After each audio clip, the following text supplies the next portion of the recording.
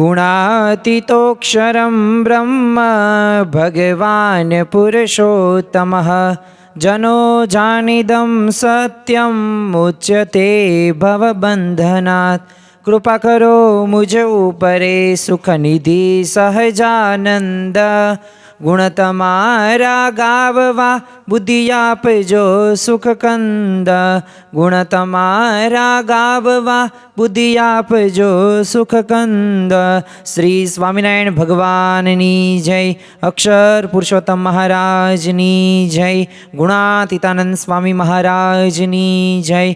प्रमुख स्वामी महाराजनी जय। प्रगट गुरु हरि महंत स्वामी महाराजनी जय। सूरत अक्षरधाम महोत्सवनी जय। दरेक दिव्य हरिभक्तों ने रंग पंचमीना जय स्वामी नारायण। આજનો દિવસ એટલે રવિવારનો દિવસ, આજનો દિવસ એટલે રંગ પંચમીનો દિવસ। તો આજે આપણે એવા બે રંગ પંચમીના ઉપાયો વિશે વાત કરવી છે। અને મોટામાં મોટું દૂષણ એ કયું છે? ખરેખર તો આ દુનિયાની અંદર આપણે બધાય દિવસભર ઘણી બધી ક્રિયાઓ કરીએ છીએ, કામ કરીએ, વાતો કરીએ, હરીએ ફરીએ, બોલીએ ચાલીએ, પરંતુ આપણને એક પ્રશ્ન થવો પડે કે શું આપણે શરીર છીએ કે આત્મા છીએ? તો જો જ્યારે આપણા મનને જ્યારે આ પ્રશ્ન પૂછવામાં આવે તો મન તો એમ જ કહેશે કે તું શરીર જ છું, કારણ કે તારા શરીરમાં કંઈક રોગ આવે તો તું દુઃખી થાશો, એટલે તું શરીર જ છું, તું આત્મા નથી। પરંતુ જ્યારે આપણે ગુણાતીત ગુરુ પરંપરા, सत्संग दीक्षा के वचनामृत के शिक्षापत्रनी अंदर ये श्रीजी महाराज के सत्पुरुष जे कहे छे कि निजात्मानम ब्रह्म रूपम देहत्रिय विलक्षणम, कि आपणे देह नथी, आपणे तो आत्मा छीए। अने आपणो जन्म लीधो ने त्यारथी तमे जो अनंत प्रकारनी क्रियाओ आज दिन सुधी आपणे करता आव्या छीए अने हजू करवाना पण छीए। पूरी नथी थई गई क्रियाओ, पण अमुक पद्धतिथी करवामां आवे तो ये क्रियाओथी नुकसान थाय, अने जो अमुक पद्धति अपनाववामां आवे तो पाछी ए ज क्रिया खूब लाभदायक पण थाय छे। तो आपणे गुणातीतानंद स्वामीने ज पूछीए, एमनी वातोने आधारे आजनी आ रवि सभा आपणे करवानी छे। अने प्रकरण 1 नी वात नंबर 13, ज्यारे आ 13 वात सांभळो त्यारे आपणे खरेखर आपणने एक साचुं मार्गदर्शन मळे छे। कारण के शास्त्रोनी अंदर आ मानव जीवननो मुख्य ध्येय ये आत्मानुं कल्याण माटे आपवामां आव्यो छे। ए ब्रह्मरूप थईने परब्रह्मनी भक्ति करवी ए आपणो सिद्धांत सनातन छे। तो हवे आपणे एवुं ते केवी क्रियाओ करवुं जोईए अने आपणे मोटामां मोटुं दूषण कयुं छे? तो आ रंग पंचमीना पवित्र पावन दिवसे ए आपणे समजवा जई रह्या छीए। अने खरेखर आ वात आपणने अंतरदृष्टि करावशे, आ वात आपणने साची समजण करावशे। तो चालो ए वातनुं सौप्रथम श्रवण करीए अने त्यारबाद समजीए कि अहींया गुणातीतानंद स्वामी आपणने एवी रीते कई क्रिया करवानुं पद्धति सूचवे छे कि जेमां फायदो ने फायदो ज थाय छे। अने आमांय ते आपणे गुजरातीओ ए लाभ फायदाने वधु आपणे महत्व आपता होईए छीए। तमे बिहार के उत्तर प्रदेशनी अंदर जाओ तो त्यां घरमां प्रवेश करो ने एटले त्यां प्रथम लख्युं है शुभ अने लाभ, एटले के पहेलुं सारुं थाय ने पछी अमने लाभ थाय। पण ज्यारे तमे गुजरातमां आवो तो त्यारे सौप्रथम शुभ लखवामां न आवे, प्रथम लखवामां आवे ए लाभ अने पछी शुभ। एटले के पहेला लाभ थवो पड़े, शुभ थवुं होय तो थाय, नकर कांई नहीं। एटले आपणी बधायनी वृत्ति आवी रहेली छे। तो चालो गुणातीतानंद स्वामी आपणने लाभदायक पद्धति विषे वात करे छे, एनुं श्रवण करीए। स्वामिनारायण हरे, स्वामिनारायण हरे। स्वामीए वात करी जे देहे करीने क्रिया करतो होय ने पोतानुं रूप जुदुं समजीने भजन करतो होय तो बहु समास थाय, पण क्रियारूप थईने तेमां भળી जाय तो ठीक नहीं। जो खाली 1.5 वाक्यो ज ते गुणातीतानंद स्वामी आपणने कीधा छे, पण आपणुं अंतर आम हच मचावी नाखे ने एवा वाक्यो छे। कारण के गुणातीतानंद स्वामी आ वातनी अंदर आपणने समजावे छे, एक पद्धति आपे छे, एक साची रीत आपे छे। जो आजना रंग पंचमीना पवित्र दिवसे जे महंत स्वामी महाराज सारंगपुरनी अंदर ए लाखों हरिभक्तों ने ए रंगोत्सव द्वारा ए लाभ आपवाना छे। અને મહારાજ આમેય તે ઉત્તર પ્રદેશના હતા, એટલે આ હોળી અને ધૂળેટી એ વિશેષ એમને પ્રિય હતી. અને મહારાજે 32 વખત આ રંગોત્સવ કરાવેલો હતો, પુષ્પ દોલોત્સવ જેને આપણે કહીએ છીએ. અને શાસ્ત્રીજી મહારાજે એ જ પરંપરા એ શરૂ રાખેલી છે. અને દર વર્ષે આપણે સારંગપુરની અંદર એ સત્પુરુષ આપણને પોતે આધ્યાત્મિકતાના રંગે રંગે છે. આપણે સમયા ઉત્સવની અંદર સેવા કરવા માટે જઈએ છીએ, એ કથા વાર્તાનો લાભ લેવા માટે જઈએ છીએ. અને આપણા ઉપર રંગ કેવો લાગે તો સત્પુરુષને જે ભગવાનનો રંગ લાગ્યો છે એવો રંગ આપણે પણ લગાડવો છે. તો એના માટે આ ગુણાતીત ગુરુ પરંપરાના વાક્યો કે આજ્ઞા પ્રમાણે આપણે આપણું જીવન બનાવવું પડશે. જો પોતે નિસ્વાદી, નિર્લોભી, નિષ્કામી, નિર્માની આ વર્તમાન યુક્ત એમનું જીવન છે, તો આપણે પણ ગૃહસ્થના પંચ વર્તમાનો યુક્ત આપણું જીવન હોવું જોઈએ. આજ્ઞા અને ઉપાસના આપણે ખબરદાર થઈને, શૂરવીર થઈને પાલન કરવું જોઈએ. કારણ કે અક્ષરધામમાં જવા માટેની 2 પાંખો છે, આજ્ઞા અને ઉપાસના. આજ્ઞા એટલે શું? તો ગુણાતીત ગુરુ પરંપરાને આપણા ઈષ્ટદેવ ભગવાન, સર્વોપરી ભગવાન એવા સ્વામિનારાયણ ભગવાન અને સત્સંગ દીક્ષા ગ્રંથની અંદર મહંત સ્વામી મહારાજે જે નિયમો આપ્યા છે, આ નિયમો પ્રમાણે આપણે જીવન જીવીએ, આ આપણી આજ્ઞા. ઉપાસના એટલે શું? ગુણાતીતાનંદ મૂળ અક્ષર સહજાનંદ એક પરમેશ્વર પ્રગટ સત્પુરુષ મોક્ષનું દ્વાર BAPS અસ્મિતા. તો આ ઉપાસનાના સિદ્ધાંત સાથે એ અક્ષરરૂપ થઈને પુરુષોત્તમની ભક્તિ કરવી, આ આપણો આ હૃદયગત સિદ્ધાંત છે. અને આ સિદ્ધાંતને આપણે વરવાનો છે. આજના દિવસે એ આધ્યાત્મિક રંગે રંગાઈને એ આપણા જીવનમાં સિદ્ધાંતને પણ એ આપણે જડીએ અને એવું જડતર કરીએ, એવું ઘડતર કરીએ કે જીવનમાં આવતા દુનિયાના ગમે તેવા રંગો ન હોય, એ રંગો આપણને કોઈ હલચમચાવી ન શકે, આપણને દુઃખી ન કરી શકે. આપણી એવી સ્થિત પ્રજ્ઞતા આવી જાય, આપણી એવી સ્થિતિ આવી જાય. પણ એના માટે શું જરૂરી છે? એના માટે સત્પુરુષના રંગે રંગાવવું પડે, સત્પુરુષની આજ્ઞા પ્રમાણે જીવન બનાવવું પડે.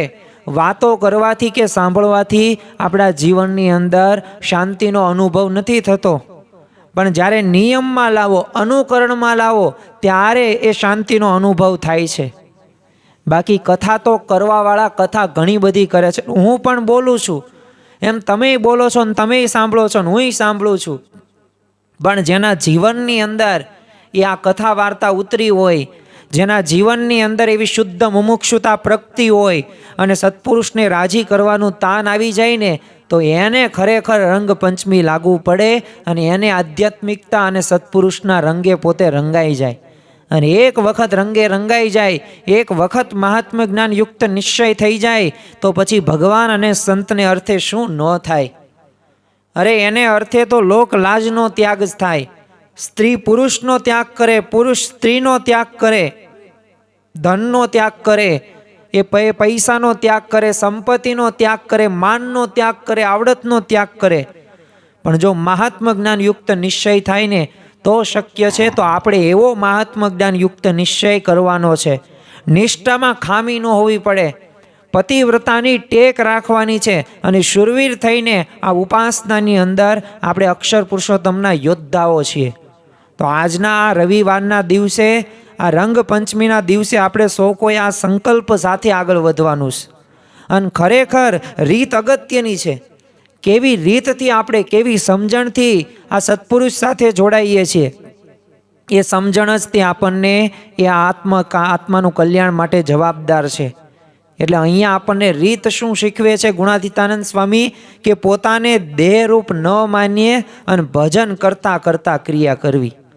પણ આ જે વાક્ય રહ્યું ને, આ વાક્ય 70-80 વર્ષની ઉંમર થઈ જાય ને તો એ સમજાતું નથી. તમે જો કે કોઈ બાળક હોય તો બાળકને એમ કહેવામાં આવે કે તું ભગવાનનું ભજન કરને, મંદિરે આવીને, બાળ સભાની અંદર આવીને, તો એ બાળક પાસે શું પ્રશ્ન જવાબ સામે હશે જ તે કે અત્યારે કંઈ મંદિરે જવાનો ટાઈમ નથી, અત્યારે તો રમવાનો સમય છે. ચલો બાળક ધીમે ધીમે ભણવાની અંદર પોતે આગળ વધે છે, 2, 5, 7, 8મું ધોરણ, ત્યારે એને કહેવામાં આવશે કે હવે તો તું શિક્ષણમાં 5મું 6ઠું ધોરણ ભણે છો. અને એના માતા પિતાને પણ કહેવામાં આવશે કે તમારા છોકરાને સભામાં મોકલો ને. અને સત્સંગમાં લાવો ને તો બાળક પાસે શું જવાબ આવશે કે હવે અત્યારે તો ભણવાનો સમય છે, અત્યારે કાંઈ મંદિરે એવો સમય બગાડાય નહીં. અરે માતા પિતાએ કહેશે કે અત્યારે તો આ ફલાણા ઢીકણી ટેસ્ટ ચાલે છે, એક્ઝામ ચાલે છે. એટલે આપણને જ્યારે સભામાં આવવાનું થાય ત્યારે આપણે આપણા બાળકને ત્યાંથી એ આપણે ગમે એમ કરીને બાનાબાજી કરી નાખવી છે. યુવાન થાય છે, પોતે ધોરણ 9-10ની અંદર ભણે તો ત્યારે તો એમ જ છે કે અત્યારે બોર્ડના વર્ષ છે, અત્યારે તો એક વખત મંદિર ન જવાય. એમ ધીમે ધીમે ધીમે સમય પસાર થાય છે. ગૃહસ્થ જીવનની અંદર કારકિર્દી પહેલાં પણ એને એવો જ વિચાર આવે છે કે અત્યારે કારકિર્દીમાં ધ્યાન રખાય, મંદિરમાં જવાય નહીં. ગૃહસ્થ જીવનમાં પ્રવેશ કરે છે ત્યારે પણ એની પાસે શું જવાબ હોય છે કે આ સંસારની જવાબદારી છે, મંદિરે અત્યારે આવવાથી કાંઈ જવાબદારી મારી પૂરી ન થાય ને આ મને કાંઈ પૈસા નથી મળવાના. એમના પોતે વર્ષોના વર્ષો વહી જશે, એના પણ સંતાનો હશે, સંતાનો થશે 50, 55, 60 વર્ષની ઉંમર હશે તો ત્યારે એની ચિંતા પોતે કરશે. અને 60, 65 વર્ષની ઉંમરે કહેવામાં આવશે કે હવે તો ચાલો મંદિરે, ત્યારે એ જ કહેશે કે આ કાને સંભળાતું નથી, તમે મંદિરે મને લઈ જવાનું કહો છો પણ મને ભગવાનના દર્શન, મારી આંખો તો સારી છે નહીં અને હું ચાલી નથી એક, તો બોલો તમે મને લેવા આવશો? તો સામેવાળો થોડું બધું કરી દે, ગોર હોય ને ગોર એ પોતે ફેરા ફરાઈ દે, પણ કાંઈ સંસાર તમારો એ કાંઈ ન હાંકી દે. એમ તમને સલાહ સૂચન દે, તમને ભક્તિ માર્ગે વાળવા માટે પ્રયાસ કરે, પણ કરવું તો તમારે જ પડશે ને. ભૂખ લાગીશ મને અને મારો ભાઈ કે મારી બહેન કે બીજા બધાએ ખાય તો એમ મારી ભૂખ સંતોષાય નહીં, એમ પોતે જ જમવું પડે. એમ જો 65-70 વર્ષ સુધી એ આપણે એમ જ કહીએ છીએ પછી પછી પછી, પણ પછી ક્યારેય દિવસ આવતો નથી. એટલે અઘરી વાત છે. ગુણાતીતાનંદ સ્વામીએ ભલે 1.5 વાક્યની અંદર પૂરું કરી નાખ્યું કે પોતાનું દેહ રૂપ ન માનવાનું, ભજન કરતા કરતા ક્રિયા કરવી. છે ને કારખાનું હતું, આ કારખાનાની અંદર ઘણી બધી વસ્તુઓનું ઉત્પાદન થતું હતું, પણ એમાં એક વસ્તુ બનાવવામાં કેમે કરીને આમ ઝડપ છે ને કાંઈ આવે જ નહીં. એટલે એક કુશળ એક એન્જિનિયર હતા, તો એ અંગે એને વિચાર્યું અને નિરીક્ષણ પણ કર્યું. તો એના ખ્યાલની અંદર આવ્યું કે આ મશીનરી તો બધું બરોબર જ છે અને જે ખરીદવામાં આવી છે મશીનરી યોગ્ય જ ખરીદવામાં આવીશ, પણ એક ઠેકાણે છે ને કારીગરને એક સ્પેર પાર્ટ ઉપાડવા માટે છે ને વારે વારે નીચા ઝૂકવું પડતું હતું. એટલે એની કમર દુખી જતી, એટલે ઝડપ એટલે નહોતા આવતી. અને ત્યાં આગળ એક ટેબલ ગોઠવી આપવામાં આવ્યું, તો ઓલું નીચે જે ઝૂકવાનું હતું એ મટી ગયું અને ઝડપ હતી આપોઆપ વધી ગઈ. તો જો જેની અસર રૂપે એ સમગ્ર ઉત્પાદન આખું વધી ગયું. તો જો આમ પદ્ધતિની અંદર છે ને આપણે થોડોક જ ફેરફાર કરવાનો છે અને થોડોક જ ફેરફાર જરૂરી હોય છે, પણ એ થોડોક ફેરફાર કરવો તો પડે ને. પણ એ થોડોક ફેરફાર કરવામાં ન આવે તો કાંઈ લાભ ન થાય. જો આત્મા અને શરીરનો ભેદ છે, શાસ્ત્રો પણ કહે છે મોટામાં મોટું દૂષણ એ સમજતા પૂર્વે પહેલાં આત્મા અને શરીરનો પહેલાં આપણે ભેદ સમજીએ. શાસ્ત્રો શું કહે છે? શાસ્ત્રો સ્પષ્ટ કહે છે કે જો આપણે શરીર નથી, આપણે આત્મા છીએ. ચાલો શ્રીમદ ભગવદ્ ગીતાની જ વાતના આધારે સમજીએ. 2 અધ્યાયની અંદર 13મી વાતની અંદર એ શ્રી કૃષ્ણ ભગવાન કહે છે, દેહીનો સ્મિથન દેહે કૌમાર યૌવન જરા તથા દેહંત પ્રાપ્તિ ધીરસ્ત્રન મુહૂર્તિ. કે જેમ શરીરમાં બાળપણ, યુવાની કે વૃદ્ધાવસ્થા આવે ને, એમ આત્મા રહ્યું ને શરીર બદલે છે, પણ આત્મામાં કંઈ એવું બાળપણ કે યુવાની વૃદ્ધાવસ્થા આવતી નથી. પોતે ચેતન છે, પોતે સુખરૂપ છે અને ખરેખર આત્મા અમર છે આવું કહેવામાં આવે છે. એટલે શરીર બદલાય છે પણ આત્મા રહ્યો ને ક્યારેય બદલાતો નથી, આત્માનું સ્વરૂપ છે. શાસ્ત્રો કહે છે, શ્રીમદ ભગવદ્ ગીતાની અંદર જ તે 2 અધ્યાયની અંદર 23મા શ્લોક તમે વાંચો તો એની અંદર શ્રી કૃષ્ણ ભગવાન અર્જુનને કહે છે, નેનમ છિંદંતી શસ્ત્રાણીમ નેનમ દહંતી પાવક ન ચેન ક્લેદયંતો ન શોષયતી મારુતઃ. કે આત્માને શસ્ત્ર દ્વારા કાપી શકાતું નથી, અગ્નિ પણ આત્માને બાળી શકતો નથી, અરે પાણી એને ભીનું પણ ન કરી શકે, પવન એને સૂકવી પણ ન શકે. એટલે આત્મા કેવો છે? અવિનાશી છે. એ આત્મા અવિનાશી છે એટલે આત્માનું સ્વરૂપ કેવું છે? એ ક્યારેય નાશ થવાનો જ નથી, અમર છે, અજર છે, સુખરૂપ છે. તો ખરેખર પહેલાં આત્માનું સ્વરૂપ સમજીને હવે જે આપણે મોટામાં મોટું જે દૂષણ આપણે જે કહ્યું છે, આ પ્રશ્નનો જવાબ પણ આજની આ રવિ સત્સંગ સભાની અંદર મેળવીએ અને આ દૂષણને આપણે સૌપ્રથમ તો ઓળખીએ. ઘણી બધી વખત આપણે ઓળખાણ નથી કરી શકતા ને ત્યાં જ મોટો પ્રશ્ન થાય છે. અમુક મિત્રો એવા હોય કે વ્યસન કરતા હોય એને ઓળખી રાખવા. ઓળખો નહીં તો તમારામાં ક્યારે વ્યસન આવે ને ખબર પણ ન પડે. ઘણી બધી વખત અભાવ ગુણની અમુક વાતો કરતા હોય એને ઓળખી રાખવા, તો એમાં અભાવ ગુણમાં પડો નહીં. બાકી તમારામાં પણ એ ટેવ આવી જાય, હેબિટ આવી જાય, ક્રિયા આવી જાય ને ક્રિયા પછી ટેવ બને, ટેવ પછી ચારિત્ર બને અને ચારિત્ર પછી તમારું જીવન બને. તમે કેવા તો એ તમારું આખી ક્રિયાઓ દ્વારા, ટેવ દ્વારા, ચારિત્ર દ્વારા તમને કોઈક મૂલ્યાંકન કરે કે આ તો જો નકરી ચોરી જ કરે છે, આ તો નકરું ખોટું જ બોલે, જીવનમાં છે ને કોઈ દિવસ સાચું બોલતો નથી, આ બધાને બાટલીમાં જ પૂરે છે. કેવું આવા શબ્દો સાંભળ્યા હશે તમે. શા માટે સાંભળ્યા છે? કારણ કે એની દરેક ક્રિયા એવી ટેવ, એવું ચારિત્રના લીધે એનું એવું ભવિષ્ય બની ગયું. તો એમ મોટામાં મોટું દૂષણ કયું છે? મોટામાં મોટું દૂષણ છે દેહભાવ સહિત ક્રિયા કરવી. શરીર માનીને જે ક્રિયા કરવી છે ને દિવસ દરમિયાન, આ મોટામાં મોટું દૂષણ છે. કારણ કે આપણે સંસાર વ્યવહારની અંદર અને આધ્યાત્મિક તમે જુઓ કે બધી પ્રકારની ક્રિયાઓ તો કરવાની જ છે, કમ્પલસરી છે, ફરજિયાત છે, કરવી જ પડશે. પણ એ કરવાની સ્વામી ના નથી પાડતા. આપણી ગુણાતીત ગુરુ પરંપરા ક્યારેય તે વ્યવહાર નહીં કરવાનો, પત્ની સાથે બોલવાનું નહીં, માતા પિતાને તડછોડી દેવાના, સંતાનોને સમય નહીં આપવાનો, આવું ક્યારેય કહેતા નથી. આપણને એવું પણ નથી કહેતા કે રાત દિવસ નકરી સેવા કરો, એ તો ભગવાન છે ને ધનના ઢગલા કરશે, એવું નથી કહેતા. દરેક પ્રકારની જવાબદારી આપણે નિભાવવાની છે, કારણ કે આપણે ગૃહસ્થ છીએ. અને ગૃહસ્થ તરીકેની એક તમે પતિ છો, કોઈકના પુત્ર છો, કોઈકના ભાઈ છો, તો એ તમારે જવાબદારી નિભાવવી જ પડશે. અને જેને જવાબદારી સારી નિભાવતા આવડી એ જ તે પોતે એ જીવનની અંદર પોતે સુખેથી એ જીવન જીવે છે, એનું ગૃહસ્થી જીવન સારું હોય છે. એટલે આપણને મહંત સ્વામી મહારાજ ને પ્રમુખ સ્વામી મહારાજ લૌકિક સંબંધે પણ માર્ગદર્શન આપણને આપેલું જ છે. એ ઘર સભા હોય, મનગમતું મૂકવું હોય, સહન કરવું, કે પછી આ ઘરના બધાય મુક્તો સમજવા, ઘરના સભ્યોને બધાને મુક્ત સમજવાના છે. તો આવી સમજણ એમને આપેલી છે. તો એ જ મોટામાં મોટું એ આપણા માટે એક બેનિફિટ્સ કહેવાય કે ગુરુ રહ્યા ને આપણા, એ આપણું બધુંય જોવે છે, આ લોકનું જોવે છે ને પરલોકનું પણ જોવે છે. હવે આપણે સુરવીર થઈને એમની દરેક આજ્ઞામાં પાલન કરવાનું છે. બસ આ જ એક આપણે ધ્યાન રાખવાનું છે. ગુરુ આપણને આજ્ઞા કરે છે, નિયમ આપે છે, નિયમ પ્રમાણે આપણે વર્તવાનું છે. તો આપણા જીવનની અંદર આ લૌકિક અને પરલૌકિક બંને રીતે એ આપણે સુખી રહી શકીશું. અને જો એટલું જ નહીં, 100માંથી 99.99% માણસો શું ભૂલ કરે છે?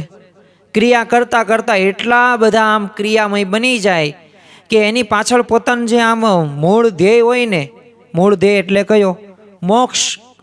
આ જીવનની અંદર 4 પુરુષાર્થો છે: ધર્મ, અર્થ, કામ અને મોક્ષ.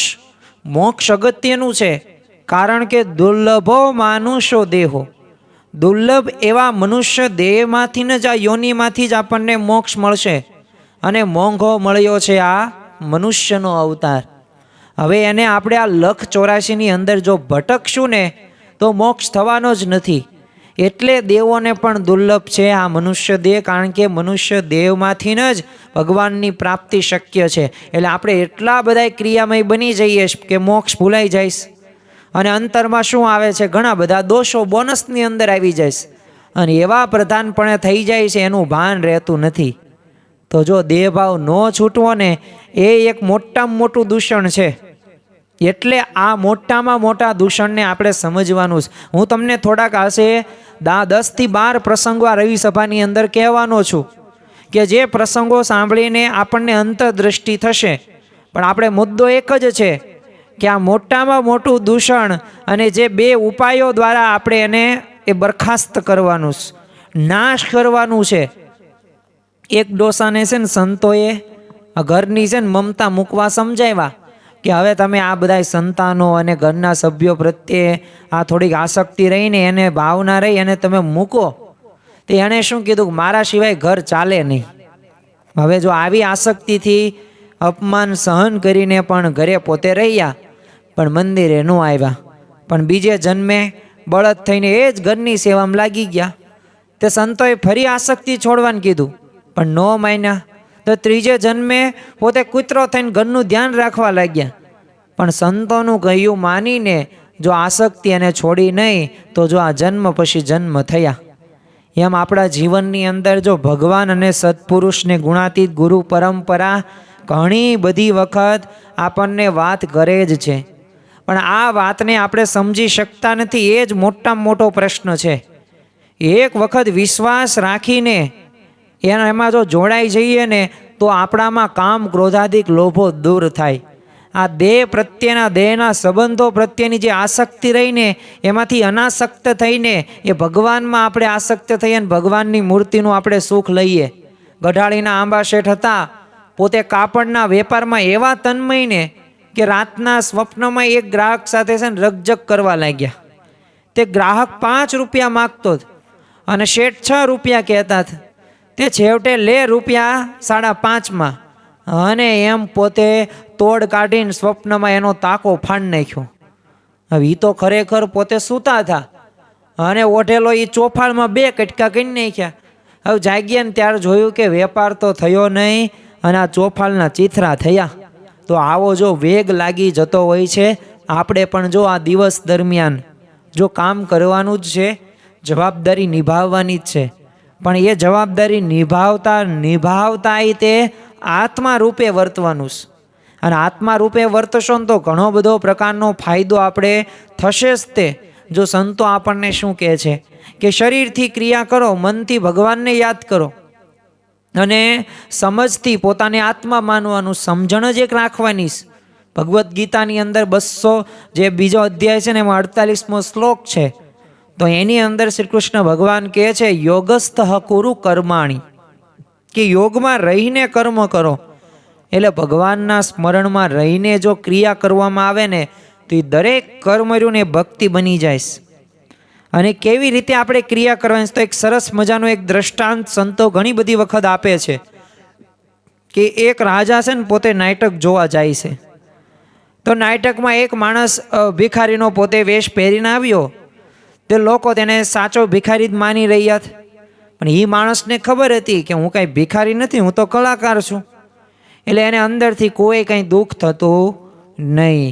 તો જો એ પોતે માનતો હતો જ્યાં સુધી હું આ રંગમંચ ઉપર છું, જ્યાં સુધી આ સ્ટેજમાં હું આ ભિખારીનો એ વેશ ધારણ કર્યો છે મેં, તો ત્યાં સુધી ભલે ગામ આખું ભિખારી કે, પણ હું કાંઈ ભિખારી નથી, હું તો કલાકાર છું, હું તો આ બધા વેશ આવા બધાય ભજવું છું, હું તો રાજાય બનું. તો જો એમ એને પાક્કું થઈ ગયેલું હતું ને, તો એવી જ રીતે આપણે પણ છે ને પિતા, પુત્ર, મિત્ર કે વેપારી કે સગા સંબંધી આ બધાય આપણે વેશ ધારણ કરીને જ બેઠા છીએ, પણ અંદરથી શું સમજવાનું છે, આપણે આત્મા છીએ. અને સ્વામિનારાયણ ભગવાનને કેટલો ખટકો શિક્ષાપત્રીમાં તો શ્લોક આપ્યો નિજાત્માનમ બ્રહ્મરૂપમ દેહત્રિય વિલક્ષણમ, પણ સાથે સાથે એવા પ્રસંગોની અંદર પણ ઘણી બધી વખત શ્રીજી મહારાજે આની વાત કરી છે. શ્રીજી મહારાજે 114 પ્રકરણો ચલાવેલા હતા. એમાંથી 111 પ્રકરણો સંતો પરમહંસો માટે હતા. પરંતુ આ સંતો પરમહંસોને કેવા કેવા પ્રકરણોમાંથી પસાર થવું પડ્યું હતું. તો એ ગોળાકાર કરીને ખાવાના, ખટરસના એ નિયમો, અરે શરીર ઉપર સર્પ કે વીછી એ પોતે આવે તો એને તગડવાનું નહીં, ખંજોળવાનું નહીં. તો આવા અઘરા વર્તમાનો અને કસણીમાંથી પસાર કર્યા હતા. અને ત્યારે એક વખત એ આવી રીતના ખટરસના નિયમો કરાવેલા. ત્યારે મહારાજે કીધું કે તમારે આ બધુંય તે બરોબર છે. હવે એક વખત સંતોએ તો ગરડાની અંદર સામેથી કીધું, બધાય નાના નાના સંતો હતા, પણ તોય સમજણ કેવી હતી, જો તમે કહેતા હોય ને હવે આ પ્રકરણો જ કાંઈ ન કહેવાય, હવે આ કાંઈ ન કહેવાય એવું બોલવું બહુ અઘરી વાત છે. કારણ કે 2 દિવસ આપણે ભૂખ્યા રહેવું તો કેટલું ભી પડી જઈશ. અને આ નિયમો એટલે કેવા, ગળું ખાટું, તીખું તીખું તુરું કે કડવું એવા એકેય સ્વાદ લેવાનું નહીં. અને આ કૂતરું ઊંઘીને વહી જાય ને એવું ખાવાનું, નિસ્વાદી સાવ એટલે સાવ. રતાંદળાપણું આવી ગયેલું હતું બ્રહ્માનંદ સ્વામી અને એમના સંતોને, પણ તોય તે કેવું બોલે છે, રાજ મારે દિન દિન દિવાળી રે. અરે તમે ઉપાધિ ન કરતા, અમારે દરરોજ દિવાળી જ છે, તમે મળ્યા એટલે બધું આવી ગયું. સામે સંતોએ કીધું કે તમે કહેતા હોય ને તો આંખનું મટકું ન મારીએ, તમે કહેતા હોય ને તો વાયુ હવા આમ ભરખીને અમે જીવીએ.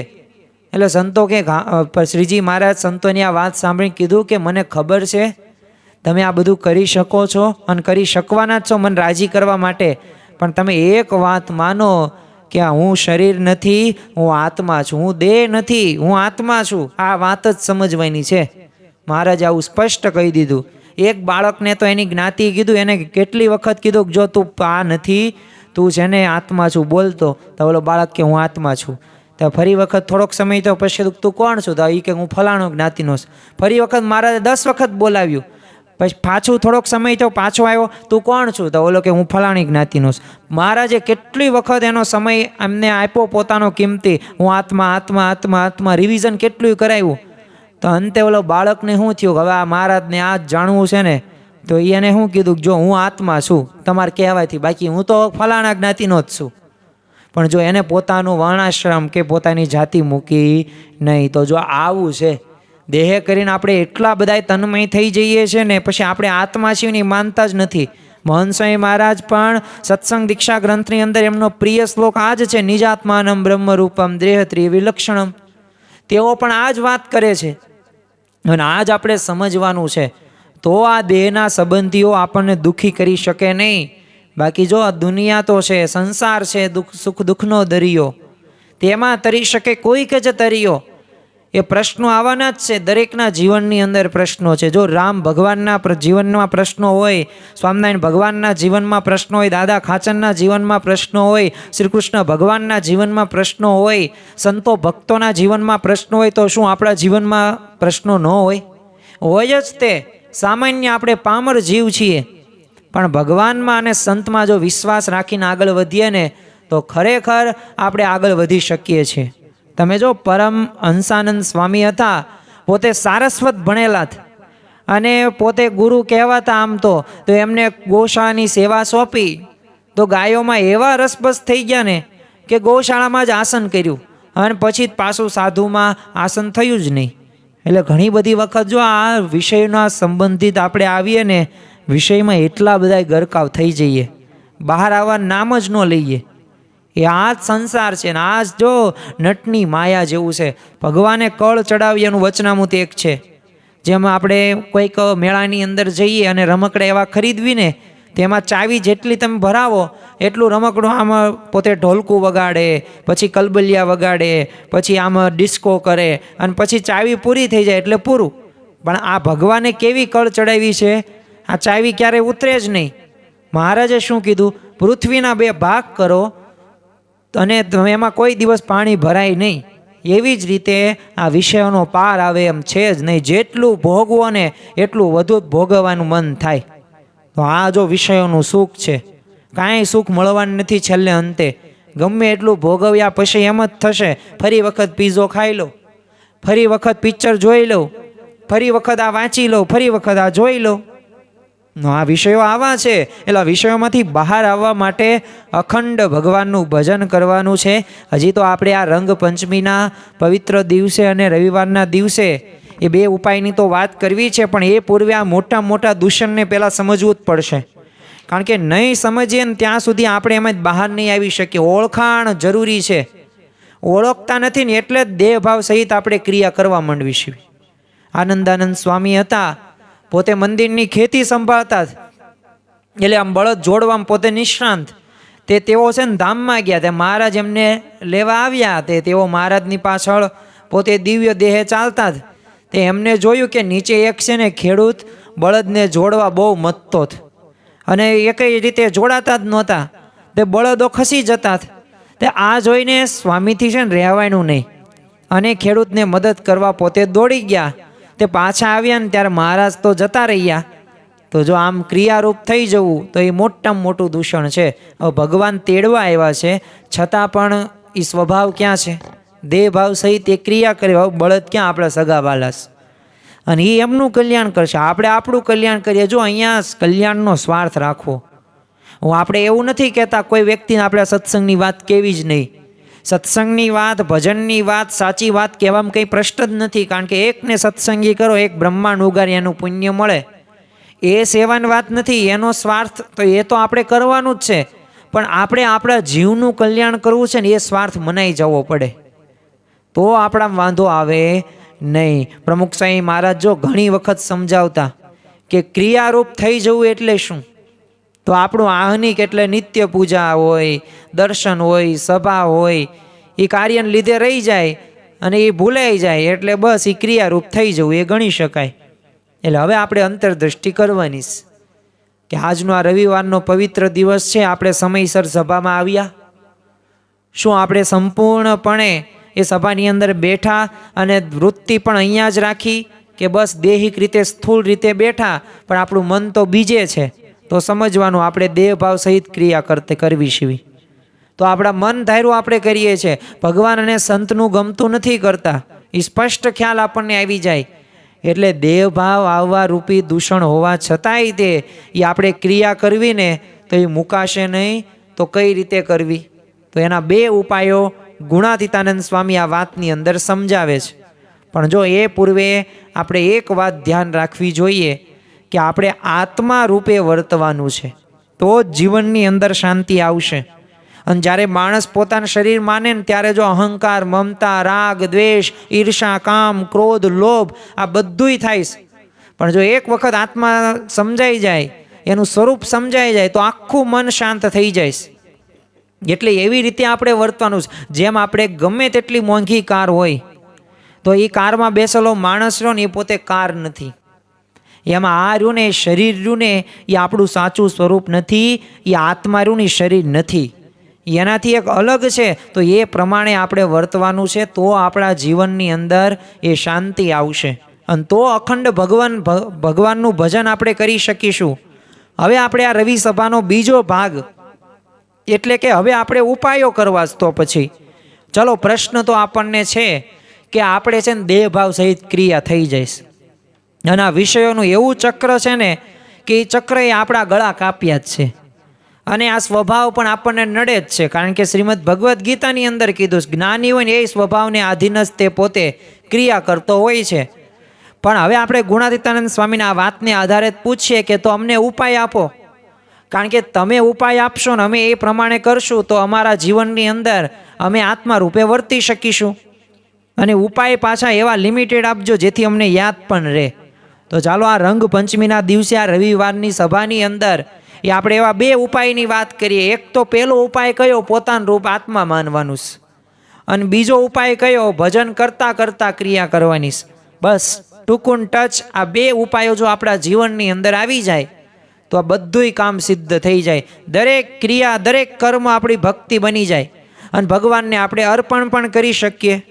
હવે આના આપણે થોડાક દ્રષ્ટાંતો પણ જોઈએ, થોડાક વચનામૃતના કોટેશન પણ જોઈએ, અને સાથે સાથે ગુણાતીતાનંદ સ્વામી અન્ય વાતની અંદર પણ આ ભગવાનનું ભજન કરવાથી કેટલા ફાયદા થાય ને પોતાનું રૂપ આત્મા માનવાથી કેટલા લાભો થાય, અને આપણે શું કરવાનું છે આજના દિવસે તો સાચી રંગ પંચમી આ પુષ્પ દોલોત્સવનો ઉત્સવ એ આપણે ઉજવ્યો કહેવાશે.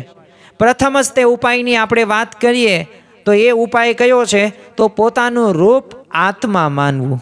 તો પ્રથમ ઉપાય જ કેવો છે? આપણે આત્માને કેમ માનવાનું? કારણ કે આપણું સ્વરૂપ સાચું રહ્યું ને એ આત્મા છે. જો સ્વરૂપ એક વખત સમજાઈ જાય ને એટલે કોઈ પ્રશ્ન થતો નથી. તો એમ માનીને આપણે ક્રિયા કરવાની. એટલે આપણે જો નિયમ ધર્મની મર્યાદામાં રહેવાનું, જરૂર પૂરતી જ તે ક્રિયા કરવાની. અને એ વખતે પણ જો સુખ દુઃખ કે માન અપમાન કે અહમ મમત્વ કે માન આ વિષયો પ્રત્યેની જે આસક્તિ રહે ને એને દૂર રાખવાની. અને પછી આપણી ક્રિયા કરવાની છે. અને એ કરતાં કરતાંય તે કોઈ સ્વભાવ વધી ન જાય ને એનું પાછું જાણપણું રાખવાનું. કારણ કે આ એક એક સ્વભાવ રહ્યા ને ગિરનાર જેવા મોટા છે.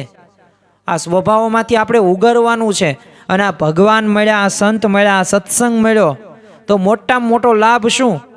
તો આપણામાં એ સ્વભાવો દૂર થાય અને સંતોનો સમાગમ આપણે કરી શકીએ અને એવી એકાંતિક સ્થિતિને પ્રાપ્ત કરી શકીએ. આ મોટામાં મોટો આપણો લાભ ગણી શકાય. તમે જો જનક રાજા હતા, પોતે ચક્રવર્તી રાજા હતા, એટલે કેટલાય કામો રોજ કરતા હશે. કેટલા બધા હોય ચક્રવર્તી રાજાને, તો કેટલું બધી જવાબદારી હોય, પણ પોતે જો નિયમિત પોતે એ કથા સાંભળવા બેસતા તે એક દિવસ ચાલુ કથાએ છે ને એમની મિથિલા નગરીમાં આગ લાગી, તો એ કાંઈ કશું બચાવી લેવા માટે દોડ્યા નહીં. અને સામે પાછું સમજણ કેવી હતી એમના જીવનની અંદર કે આ મિથિલા નગરી બળે છે, એમાં મારું કાંઈ બળતું નથી. ત્યારે જનક રાજાને વિદુહી આપણે કહ્યા છે. આવી જ તે પ્રહલાદની સમજણ હતી. ગમે તેવા એના જીવનમાં કેવી પરિસ્થિતિ આવી, જે આપણે તહેવાર અઠવાડિયા પહેલાં જ તે ઉજવ્યો, હોલિકા દહન તમે કહો, ધૂળેટી કહો, તો એ કયા પર્વત આધારિત છે આપણા સંસ્કૃતિ ઇતિહાસની અંદર? તો એ છે પ્રહલાદ અને હિરણ્યકશિપુ ને હોલિકા, આ 3 મુખ્ય, અને નૃસિંહ અવતાર. તો આ 4 મુખ્ય જવાબદાર પાત્રો છે ને એ પાત્રની વાત આપણને ખ્યાલ છે. પણ તમે જુઓ કે પ્રહલાદે મુશ્કેલીઓ વચ્ચે પણ ભગવાનનો ભજન નથી મૂક્યું, પોતે આત્મા રૂપે વર્ત્યા છે. બાકી જો દેહ રૂપે વર્ત્યા હોત ને તો અંધારી કોરડીની અંદર એમને પૂરવામાં આવ્યા તો અને સાપ દ્વારા એમને મારી નાખવાનો પ્રયત્ન કરવામાં આવ્યો, તો જો આત્મા રૂપે ન વર્ત્યા હોત ને તો ત્યાંથી પોતે ભાગી જાત. ભક્ત પ્રહલાદ હતા, નાના એવા હતા. હવે જો એટલા બધા પોતે દેહ રૂપે વર્તતા હોય તો એ લાલચોળ થાંભલો આડવાનો એ પ્રયત્ન કરે જ નહીં, પણ કર્યો, કારણ કે ખબર હતી કે હું આત્મા છું, ભગવાન મારી રક્ષા કરશે જ. તે મૃત્યુંજય નચિકેતા તમે જો વરદાન કેવું માગ્યું, સુખ સમૃદ્ધિ નહીં, એ ઇન્દ્રિયો અંતકરણથી બચાવજો અને ભગવાનની મારે ભક્તિ કરવી છે. જો આવું માગતા આવડવું પડે, અને આવા ભક્તોના સંતોના જીવનની અંદર આપણને સ્પષ્ટ દેખાઈ આવે છે. એટલે આ સ્વભાવો રહ્યા ને એક એક ગિરનાર જેવા છે. તો આ સ્વભાવોમાંથી બચવા માટે એ આપણે આ પ્રમાણે જાણપણું રાખવું જ પડશે. જો અત્યારે તો કળિયુગ છે, 21st સેન્ચુરીની અંદર આપણે જીવન જીવીએ છીએ, એટલે એવા ઘણા બધા સંજોગો આવશે કે જ્યાં એ આપણા નિયમ ધર્મનો લોપ થતો હશે. ઘણી બધી વખત અહમ મમત્વ અપમાનના પ્રશ્નો આવશે, પણ જો ત્યારે જાણપણું રૂપી આપણી પાસે હથિયાર હોય ને તો વાંધો નહીં આવે. એટલે આ જનક રાજા કયો, પ્રહલાદ કયો, આ બધાના જીવનમાંથી આવી સમજણો આપણે કેળવવાની, શીખવાની છે. ગુણાતીતાનંદ સ્વામીએ બીજા પ્રકરણની 149મી વાતની અંદર કીધું છે કે માન અપમાનમાં છે ને પોતાને અક્ષર માનવું, અને જે આપણાથી કોઈ મોટો નથી માટે કોની પાસે માન અપમાન માનવું. એટલે આપણને મહંત સ્વામી મહારાજ કહે છે, અક્ષરમ અહમ પુરુષોત્તમ દાસોસ્મી, કે અક્ષર એવો હું પુરુષોત્તમનો દાસ છું, એટલે પોતાને અક્ષર માનવાનો. આપણે ભવિષ્યમાં કોઈક રવિ સભાની અંદર આ અક્ષરમ અહમ પુરુષોત્તમ એ શ્લોકનું આપણે નિરૂપણ કરીશું. પણ આજે આપણે એટલું જ સમજીએ કે અક્ષરને કોઈ સુખ દુઃખ હોય જ નહીં. અક્ષરના જીવનમાં કંઈ દુઃખ કે એ અપમાનના પ્રશ્નો જ્યારે આવે ને ત્યારે પોતે સ્થિર રહી શકે છે. એટલે આપણને મહંત સ્વામી મહારાજ કહે છે કે આપણે પોતાનું રૂપ અક્ષર માનવાનું છે, અને આપણે પુરુષોત્તમની ભક્તિ કરવાની છે. પણ જો અક્ષરરૂપ એમનામ નહીં થવાય, બ્રહ્મરૂપ એમનામ નહીં થવાય, એ તો આપણે સત્પુરુષના સંગે રંગાવવું જ પડશે. જેમ આજે આપણે સારંગપુરની અંદર એ જે રંગે રંગાવવા માટે આપણે બધાય એકઠા થવાના છીએ, અને જે સેવા માટે જતા હોઈએ છીએ, તો એવી જ રીતે આપણા જીવનની અંદર આના રંગે રંગાવવા માટે, એ અક્ષરરૂપ થવા માટે એ આપણે જઈએ. અને જો એ પ્રમાણે જોડાણ નહીં થાય ને મન કર્મ વચને, તો એ સત્પુરુષ જેવું આપણને સુખ નહીં આવે. જો ગુણાતીતાનંદ સ્વામીએ 5મા પ્રકરણની 257મી વાતની અંદર પણ કીધું છે કે વ્યવહાર છે તે કરવો ને દેહ કરીને જુદા રહેવું. ધૃતરાષ્ટ્રને ભીમ મળ્યા એવું હેત વ્યવહારમાં દેહ કરીને રાખવું. તમે જો આ સ્વાભાવિક રીતે આવું હેત રાખવાની વાત આપણને કેમ કરે છે? કારણ કે મને કરીને જીવે કરીને જુદા રહેવાનું. એમાં ભળવા આવે ને તો એનો ત્યાગ કરવાનો છે, અને એ ત્યાગ રહ્યો ને એ જ અગત્યની વાત છે. અને એ મને કરીને આપણે ત્યાગ કરવાનો. અંદર એવું પેસવા નથી દેવાનું. જો ભગવાન અને સંતનું સુખ લેવું હશે ને તો આ વાતોને આપણા અંતરની અંદર ધારવી જ પડશે. આ પ્રમાણે આપણું જીવન બનાવવું જ પડશે, અને તો જ તે આત્મા રૂપે માનશું, તો જ આપણને લાભ થવાનો. બગદાલ ઋષિની જો ઉંમર પૂછી તો એણે શું કીધું? 78 રામાવતાર જોયાસ, 21 લાખ વર્ષે એક રામાવતાર થાય. તો એને કેટલા રામાવતાર જોયા? 78 રામાવતાર જોયેલા બગદાલ ઋષિએ. તો કેટલી બધી ઉંમર થઈ કહેવાય. અમે આંકડા પણ આપણે માંડી ન શકીએ. પછી એમને શું કીધું કે આશ્રમ જેવું કંઈક બાંધતા હોય તો પછી તો એણે શું કીધું? થોડા કાળ જીવવું નિશ્ચિત ઝંઝટ કરવી. હવે આવી અનાસક્તિનું મૂળ કયું? આત્મવિચાર. અને આપણે તો અહીંયા 7 પેઢીને કરીને જાવી, બીજી ત્રીજી પેઢીએ ઉડાડીને વહી જાય આપણા સંતાનો. પણ જો એનાથી આપણે બચવાનું, એ બધી જવાબદારી નિભાવવી. પણ જો આ પેટ રહ્યું ને, આ પેટ પૂરતું જ ખવાય છે અને એટલું જ ખાઈ શકીએ, એનાથી કાંઈ વિશેષ ન ખાઈ શકીએ. રાજાનો કુંવર હોય તો એક દિવસ બહુ ખા કરે તો એમ કાંઈ મોટો ન થઈ જાય. એમ આપણે ગમે એટલું ધન કે સંપત્તિ કે પૈસા કે આવડત ભેગી કરવી તો છે ને, ઇતિહાસમાં ઘણા એવા દ્રષ્ટાંતો છે કે બધુંય મેળવીને છેલ્લે અંતે વહી જ ગયા, એ કોઈ કંઈ સાથે લઈ ગયા નથી. એમ તમે ગમે એટલું ધન ભેગું કરો, ગમે એટલું તેમ કામ કરો, પણ જીવનમાં શાંતિ જ ન હોય તો એ કાંઈ કામનું છે નહીં. તેમ ભજન જ કરતા ન હોય તો શું દિવસ તમે પસાર કર્યો? એટલે આ નિત્ય અનુસંધાન રાખવાનું છે. અને આ અનુસંધાન હશે ને તો ભગવાનનું ભજન થશે. બાકી જો કોઈ ભગવાનનું ભજન કરતા નથી, ગમે તે ઉંમર ન હોય, આ તો જે મંદિરે આવે ને સત્સંગમાં જેને સમજણ થઈ તો એ પોતે ભગવાનના ભજન કરે છે ને મંદિરે જાય છે ને કથા વાર્તા સાંભળે છે. બાકી જો આખી દુનિયા તમે જો બધા પંચ વિષયોની અંદર કેવા પોતે ભમે છે, સારી સારી જગ્યાએ ફરવા જાય, સારું સારું નવું નવું ખાવા માટે 300 કિલોમીટર દૂર જાય છે લોકો, નવા નવા કપડાં પહેરે છે, નવું નવું બોલતા શીખે છે, નવી નવી ભાષા શીખે છે, નવી નવી ભોજનની પ્રણાલી પોતે ડેવલપ કરે છે, કેવા સ્વાદ લે છે. પણ અંતે કાંઈ સુખનો એ પોતે દિવસો જોવે છે તો સુખ મળતું નથી. કંઈક તો એ ભૂલ કરે. શું ભૂલ કરે? પોતે આત્મવિચાર નથી કરતા. શ્રીજી મહારાજે અખંડ સુખી રહેવાના 6 વિચારો આપ્યા, એમાંનો એક વિચાર છે આત્મવિચાર. તો આત્મવિચાર દરરોજ કરવો પડશે, અને એ કરીશું ને તો જ ભગવાનનું આપણે ભજન કરી શકીશું. તો જ આ દેહના જે સગા સંબંધીઓ, અરે તમારા ધર્મપત્ની કે જેને તમે ગમે એટલો પ્રેમ કરતા હશો, પણ એ તમને ક્યારેક ઘણી બધી વખત દુઃખ આપશે. અરે તમે રાત્રે 2-1 વાગ્યા સુધી એ તમે કંઈક કામ કરતા હશો, પણ એ સવારમાં એ તમને તોય વહેલા જગાડશે. એવા પરિસ્થિતિ, એવી ઘટના બનવાની છે. અરે અમુક વાર તો ડોલ ભરીને પાણી પણ માથા ઉપર નાખશે. તમારી જ પત્ની જેના પ્રત્યે તમે એટલા બધા પ્રેમ કરો છો, પણ એ જ પત્ની ક્યારેક પોતે એ દુઃખરૂપ બની જાય છે. તો કાંઈ પત્ની સાથે કાંઈ છૂટાછેડા નથી કરવાના, પરંતુ આત્મવિચાર રાખવાનો છે. અને એ આત્મવિચાર એટલે શું? તો આ દેહના સગા સંબંધીઓ મળ્યા છે, જવાબદારી નિભાવો, સારામાં સારી રીતે જવાબદારી નિભાવો. અને ખરેખર એ જ્યારે કરવામાં આવશે ત્યારે જ ભગવાનનું ભજન એ યથાર્થ રીતે થઈ શકશે. બાકી તો દિવસ 24 કલાક પસાર થાય જ છે. કાંઈ નહીં કરો ને તોય દિવસ પસાર થાય છે, કાંઈક કરશો ને તોય દિવસ પસાર થાય છે. પણ હવે કાંઈ નથી કરતા ને તો તમે છો કે નથી, એ જ એક મોટો પ્રશ્ન છે. અને તમે કંઈક કરો છો પણ એમાંય ત્યાં આત્મવિચાર સાથે કરો છો અને ભગવાનના ભજન સાથે આગળ વધો છો, તો તમે તમારા આત્માનું કલ્યાણ કરવા માટે જાણપણું રાખ્યું. આ વાત રહીને આને આપણે સમજવાની. એટલે આ પ્રથમ આપણે ઉપાય વાત કરી જે આત્મવિચાર છે. હવે આજની આ રવિ સત્સંગ સભાનો છેલ્લો મુદ્દો, અને એ છે ભજન કરતાં કરતાં ક્રિયા કરવી. આ મુખ્ય વાત છે. કારણ કે આત્મવિચાર ક્યારે આવશે?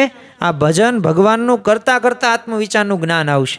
એ આમ કાંઈ આપણને ભગવાને કાંઈ આમ ઉપરથી નથી ઇન્સ્ટોલ કરીને નથી આપણને મનની અંદર કે શરીરની અંદર આપ્યું, ચાલો આત્મવિચાર તમે કરશો, તમે સાંખ્ય વિચાર કરશો.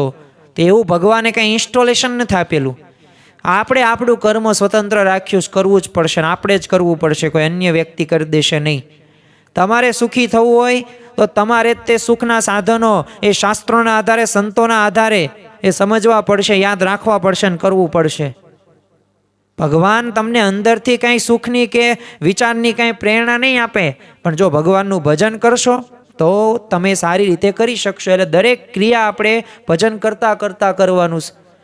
ખાતા પીતા હાલતા ચાલતા સ્વામિનારાયણ સ્વામિનારાયણ. હવે આપણે ચાલો સ્વામિનારાયણ ભગવાનના સંપ્રદાય ન હોય, અન્યાયી ન હોય તો કંઈ વાંધો નહીં. તમે શ્રી કૃષ્ણ ભગવાનના ઉપાસક છો તો એમનું નામ સ્મરણ કરો. તમે રામ ભગવાનના ઉપાસક છો તો એમનું નામ સ્મરણ કરો. રામાયણ, શ્રીમદ ભગવદ્ ગીતા, ભાગવત આ બધુંય વાંચો, ગોષ્ઠી કરો. અને ભજન કરશો ને દરેક ક્રિયાની અંદર, તો જ તે આપણા જીવનની અંદર એ સારી એવી અંતરસ્પૃહા થશે. આપણે જો ફરજિયાતપણે ક્રિયાઓ કરવાની જ છે, પણ એ કરતાં કરતાં જો સતત આપણે ભગવાન અને સંતની સ્મૃતિ રાખીએ અને નામ રટણ કરતાં કરતાં રહીએ તો ક્રિયા બંધન રૂપ થાય જ નહીં. અને આમાંય ભજન કરવું તો એ તો પ્રધાન રહેવાનું જોઈએ. પણ જો આપણી ગુણાતીત ગુરુ પરંપરા એ ભજનને છે ને પોતે પ્રાધાન્ય આપે છે. એક વખત યોગી બાપાને આફ્રિકાની અંદર હતા, તો એ પૂર્વે છે ને બધા યુવકોએ કીધું કે વજન આપણે કરાવી લઈએ. તે યોગી બાપા કે વજન નહીં, આપણે ભજન કરીએ. તો વજનમાં પણ ભજનનો વિચાર. તો જો આ યોગી બાપા છે, આ આપણી ગુણાતીત ગુરુ પરંપરા છે. અરે યોગી બાપાનું તો પ્રિય એમનું સૂત્ર હતું, જીવન સંદેશ હતો, ભગવાન ભજી લેવા, રાત દાડો ભગવાનનું ભજન ભજન ભજન.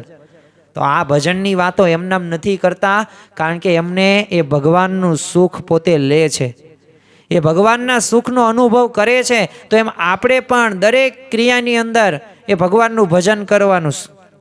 ગુણાતીતાનંદ સ્વામીએ તે બીજા પ્રકરણની 30મી વાતની અંદર કીધું છે કે ભજન કરતાં કરતાં ક્રિયા કરવી, તેણે કરીને વિષયના રાગ ઓછા થાય. અને જો પ્રમુખ સાંઈ મહારાજ એટલે જ કહે છે, ગુસ્સો આવે ને ત્યારે સ્વામિનારાયણ સ્વામિનારાયણ એમ બોલવું તો ગુસ્સો ચાલ્યો જાય. ગુણાતીતાનંદ સ્વામી એક વાતની અંદર તો એમ પણ કીધું, મૂંઝવણ આવે તો કેમ કરવું છે? તો સ્વામિનારાયણ સ્વામિનારાયણ ભજન કરવું, તેથી મૂંઝવણ ટળી જાય.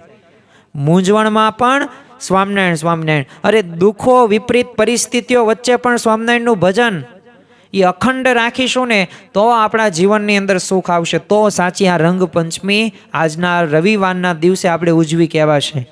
વચનામૃત ગરડા મધ્યનું 48મું જો, તો એમાંય શ્રીજી મહારાજ કહે છે કે જેમ વિષયજનને પંચ વિષયનું ચિંતવન એ અંતઃકરણમાં થયા કરે છે ને, એમ જેના અંતરમાં અખંડ ભગવાનનું ચિંતવન થયા કરે ને, એથી ઉપરાંત મનુષ્ય દેહનો બીજો લાભ નથી. તો જો આ મનુષ્ય દેહનો જો આપણે લાભ રાખવો હોય અને લાભ મેળવવો હોય ને, તો એના માટે અંતરમાં અખંડ ભગવાનનું ભજન કરી લેવાનું.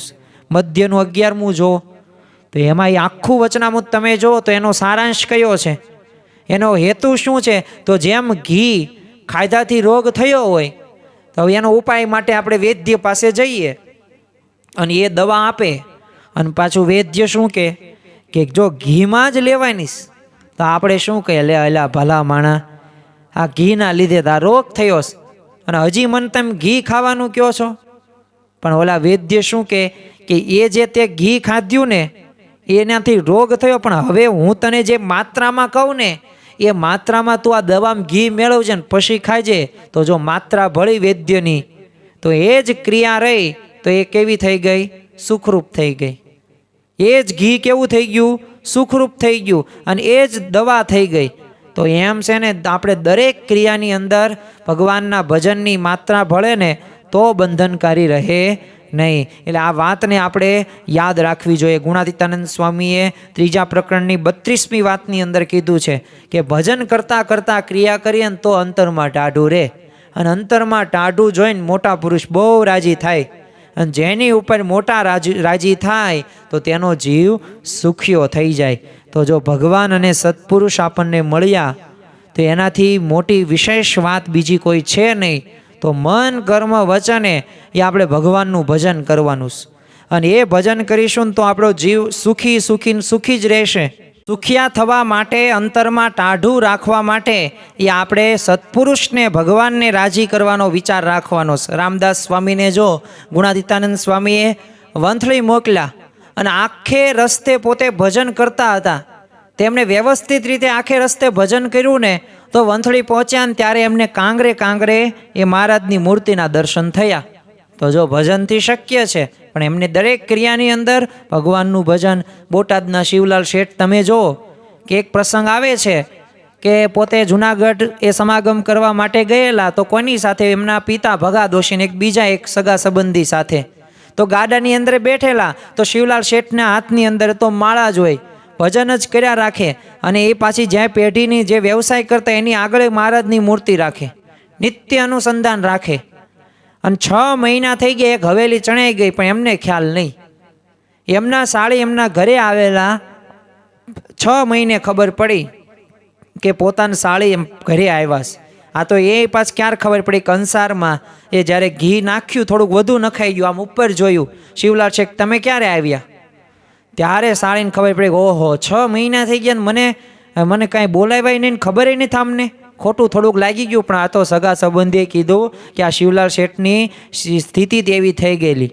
તો આવી સ્થિતિ થઈ ગયેલી એનું કારણ શું હતું? દરેક ક્રિયામાં પોતે ભગવાનનું અનુસંધાન રાખતા. આપણે પ્રસંગની એ વાત કરતા, ગઢડા ગયા તો વચ્ચે છે ને ઘણા બધા ખેતરોનો મોલ પાકેલો હતો, એટલે આ ભગા દોશી બીજા એક સગા સંબંધી સાથે વાત કરે કે જો આવી પાક સંબંધી વાતો કરે તો આ શિવલાલ શેઠે પિતાને શું કીધું કે એ તમે વાતો કરશો ને તો ઘરે આપણે કાંઈ ઘર નહીં ભરાય, ગાડા નહીં ભરાય.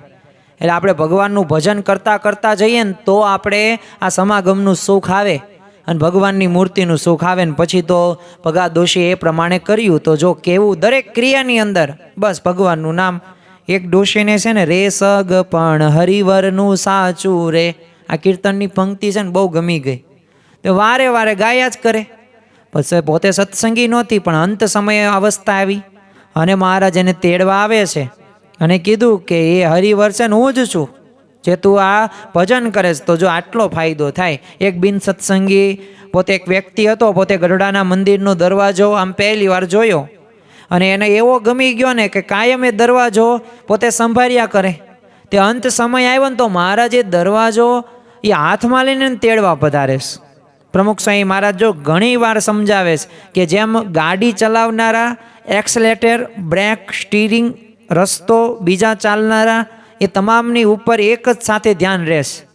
અલગ અલગ આપણે ધ્યાન રાખવું પડતું નથી, કેવું અનુસંધાન રાખવી છે. પણ એના માટે આપણે પ્રેક્ટિસ પાડવી પડે ને.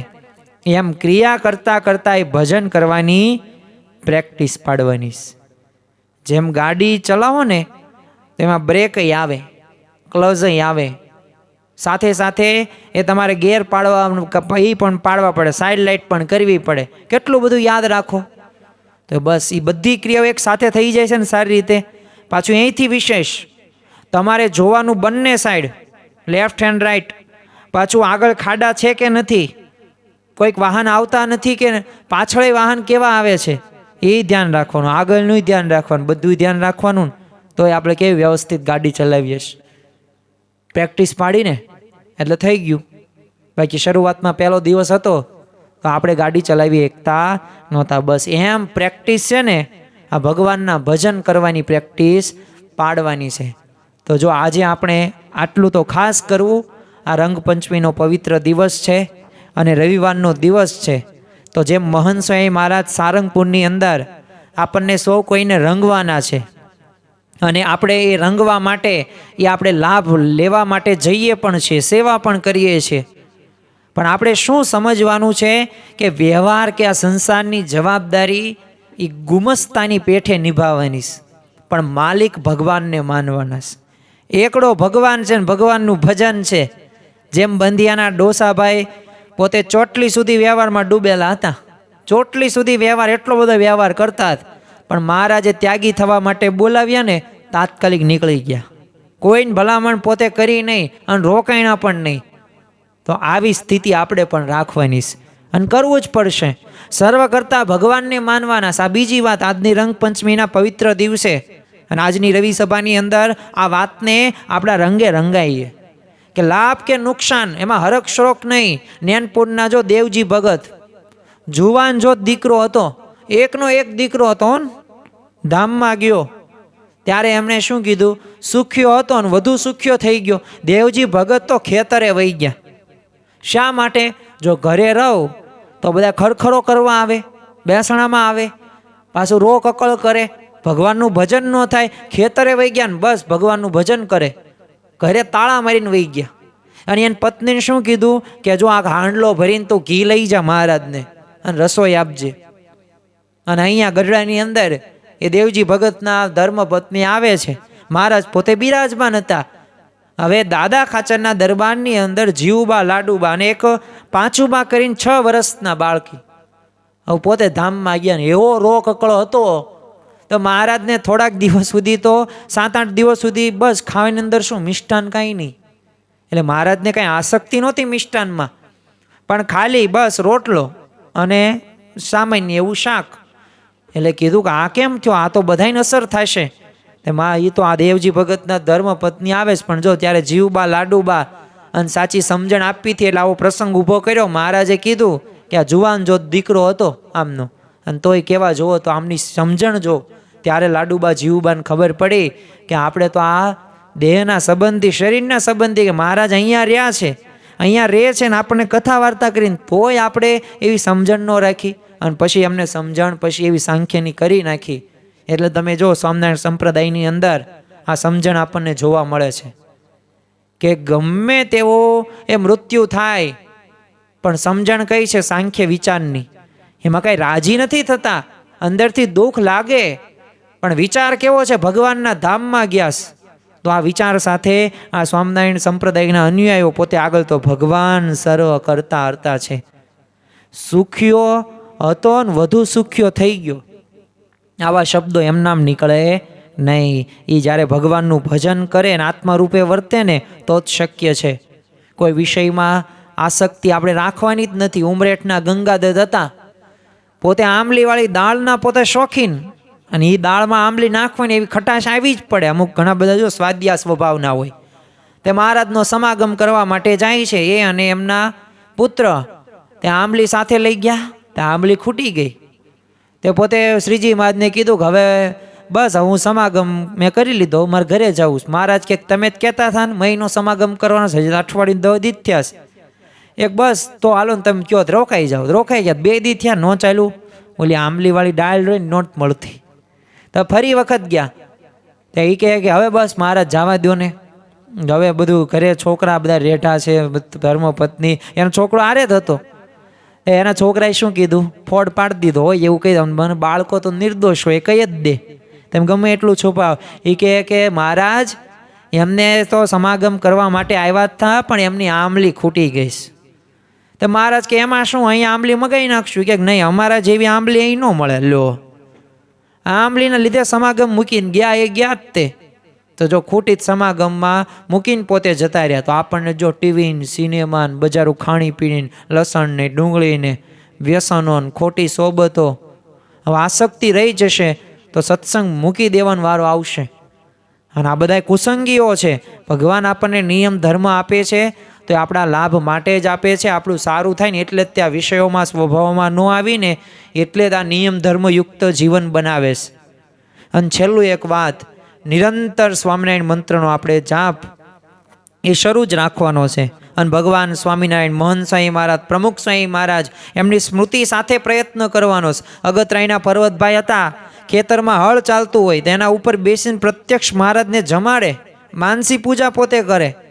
અને નિયમિત આપણે જે આજ્ઞા કહે છે, સમાગમ હોય, ઘર સભા હોય, નિત્ય સત્સંગ હોય, પ્રાપ્તિ વિચાર હોય, તો આ બધુંય આપણે કરવાનું છે. અને તો જ તે આપણા જીવનની અંદર એ શાંતિ આવશે. મોટામાં મોટું દૂષણ જે આજે આપણે સમજ્યા કે દેહ ભાવ સહિત ક્રિયા કરવી છે. તો આ દેહ ભાવ સહિત ક્રિયા નથી કરવાની. આપણે 2 ઉપાય વિશે વાત કરી કે આત્મા રૂપે માનવાનું છે, એટલે કે આત્મ વિચાર કરવાનો છે, અને ભજન કરતાં કરતાં ક્રિયા કરવાની છે. તો ક્યારેય પોતે એ બાધરૂપ છે નહીં. તો આજના પવિત્ર દિવસે, રંગપંચમીના દિવસે આપણે સૌ કોઈ સંકલ્પ કરીએ, મહારાજ સ્વામીને આપણે વિનંતી કરીએ કે જે મહંત સ્વામી મહારાજ, હે શ્રીજી મહારાજ, હે પ્રમુખ સ્વામી મહારાજ, જેમ તમે જે ક્રિયા કરતા હતા, દરેક ક્રિયાની અંદર એ ભગવાનનું જ અનુસંધાન, તો એવી જ રીતે અમે પણ એવી રીતે ક્રિયા કરી શકીએ. અને ખરેખર તમે જેમ અમને રંગવાના છો, તો આ તો રંગ છે કે જે રંગ એ અમારા શરીરને સ્પર્શ થશે. અમારા કપડાં પણ એ પ્રસાદીના થશે, પણ અમારા અંતર પણ પ્રસાદીના થાય. અમારા અંતરમાં અંદર, અમારા અંતઃકરણ બુદ્ધિમાં અને મનની અંદર, હૃદયની અંદર એવી ભાવના આવે, એવા વિચારોનું બળ આવે કે જેથી અમે આ બધાય નિયમ ધર્મયુક્ત અમે જીવન પણ જીવીએ. અને આ ઉપાય પ્રમાણે અમે દરેક ક્રિયામાં ભગવાનનું નિત્ય અનુસંધાન રાખીએ. અને અનાસક્ત થઈને દરેક ક્રિયાની અંદર એ ભગવાનપણાનું અનુસંધાન, દરેક ક્રિયાની અંદર સત્પુરુષને રાજી કરવાનું અનુસંધાન. તો આવા વિચારો, આવું બળ, બુદ્ધિ અને શક્તિ એ આજના દિવસે આપજો. શ્રી સ્વામિનારાયણ ભગવાનની જય.